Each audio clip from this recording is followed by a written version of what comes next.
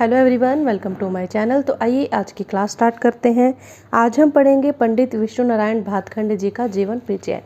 भातखंडे जी का जन्म है 10 अगस्त सन 1860 को बम्बई के बालकेश्वर नामक गांव में उच्च ब्राह्मण वंश में हुआ। इनके पिता कानून नामक वाद्य बजाने में निपुण थे और इनकी माता जो है वो गायन में प्रवीण थी। इनके पिता बहुत ही निर्धन थे, गरीब थे और बड़ी कठिनाई से परिवार का निर्वाह करते थे, बड़े मुश्किल से अपने परिवार को पालते थे। और दुर्भाग्य से पंडित जी भी बच्चे ही थे कि इनके पिता का स्वर्गवास हो गया। जीवन परिचय। पारिवारिक वातावरण संगीत में होने से इनकी जो रुचि है, इनका जो इंटरेस्ट है शुरू से ही संगीत में था और माता के गायन की, जैसे कि इनकी माता गायन करती थी तो उनकी नकल करते करते ये भी गायन में प्रवीण हो गए थे। गायन के साथ साथ इन्होंने संगीत प्रतियोगिताओं में कई इनाम भी जीते। स्कूली शिक्षा के साथ साथ ही इन्होंने संगीत प्रतियोगिताओं में कई इनाम जीते। स्कूली शिक्षा के साथ साथ इन्होंने संगीत प्रतियोगिताओं में कई इनाम जीते। स्कूली शिक्षा के साथ साथ ही इन्होंने संगीत की भी नियमित रूप से शिक्षा लेने शुरू कर दी। जैसे ही इन्होंने अपनी पढ़ाई स्टार्ट की, वैसे ही इन्होंने अपने पढ़ाई के साथ साथ संगीत की शिक्षा भी लेना शुरू कर दिया। सबसे पहले इन्होंने बम्बई के प्रसिद्ध सितार वादक सेठ वल्लभ दास से सितार वादन की शिक्षा जो है प्राप्त की। तो सबसे पहले इन्होंने सेठ वल्लभ दास से सितार बजाना सीखा और पंडित रावजी बुआ बेल बांधकर से इन्होंने गायन सीखा।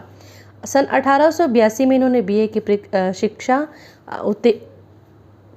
उत्तीर्ण की और सन 1890 ईस्वी में एलएलबी कर कराची में वकालत शुरू कर दी, परंतु वो भी सफल ना हुई। इसके बाद यह बम्बई आ गए। वकालत के साथ साथ इन्होंने संगीत की शिक्षा फिर लेते रहे और इनके प्रमुख जो गुरु हैं मोहम्मद अली खां, पंडित एकनाथ, नवाब कल्ले खां,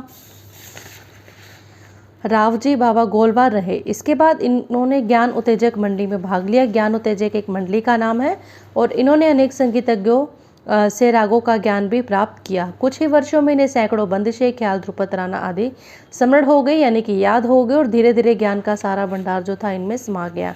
इन्होंने प्राचीन संगीत ग्रंथों का अध्ययन किया, विभिन्न प्रांतों के संगीत को सुना और विभिन्न घरानेदार संगीतज्ञों से जो भी सामग्री प्रत्यक्ष या अप्रत्यक्ष रूप से प्राप्त हुई उसे संग्रहित किया।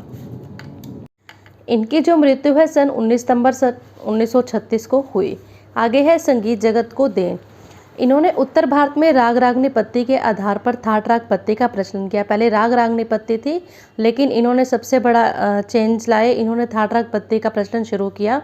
उस समय के संगीतज्ञ गाते बजाते तो अच्छा थे, परंतु उनको खुद को नहीं पता होता था कि वो कौन सा राग गा रहे हैं, कौन सा स्वर लगा रहे हैं, क्योंकि उनकी जो शिक्षा थी वो मौखिक रूप से चली आ रही थी। मतलब आमने सामने बैठकर संगीत सिखाया जाता था, वो उनको सब याद रखना पड़ता था और लिखित में कुछ भी उनको लिखवाया नहीं जाता था कि वो जब चाहे अपनी चीज़ को रिवाइज कर सकें, तो उनको हर चीज़ को याद रखना पड़ता था।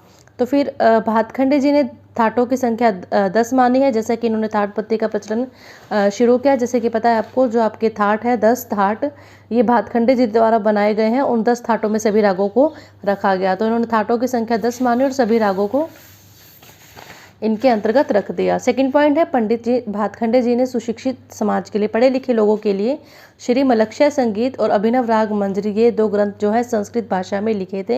ये 2 ग्रंथ के नाम हैं और जो इन्होंने संस्कृत भाषा में लिखे और जन साधारण के लिए इन्होंने क्रमिक पुस्तक मालिका पुस्तक है ये 6 भागों में लिखी। इस क्रमिक पुस्तक मालिका के 6 भाग थे और प्रश्नोत्तर रूप में मराठी भाषा में इन्होंने हिंदुस्तानी संगीत पत्ती 4 भागों में लिखी। क्रमिक पुस्तक मालिका 6 भागों में, हिंदुस्तान संगीत पत्ती 4 भागों में लिखी है और इस भाषा में लिखी। जो हिंदुस्तान संगीत पत्ती है वो मराठी भाषा में। इन्होंने नई स्वरलिपि पत्ती निकाली जिसे भातखंडे स्वरलिपि पत्ती कहा जाता है। इस स्वरलिपि के आधार पर इन्होंने स्वर मालिका पुस्तिका भी लिखी जिसमें रागों की सरगमें दी गई। फोर्थ पॉइंट है, इन्होंने बहुत से लक्षण गीतों की रचना की जो लक्षण गीत संग्रह, क्रमिक पुस्तक मालिका और गीत मालिका में संग्रहित है। इन्होंने संगीत का प्रचार करने हेतु बड़ौदा, दिल्ली, बनारस और लखनऊ आदि स्थानों में संगीत सम्मेलन किए। इन्होंने लखनऊ में मैरिस म्यूजिक कॉलेज खोला और बड़ौदा, इंदौर, ग्वालियर में भी संगीत विद्यालयों की स्थापना की जो आज तक चल रहे हैं। मैरिस म्यूजिक कॉलेज का नाम भातखंडे संगीत विद्यापीठ हो गया और आज यह संगीत की यूनिवर्सिटी बन चुका है।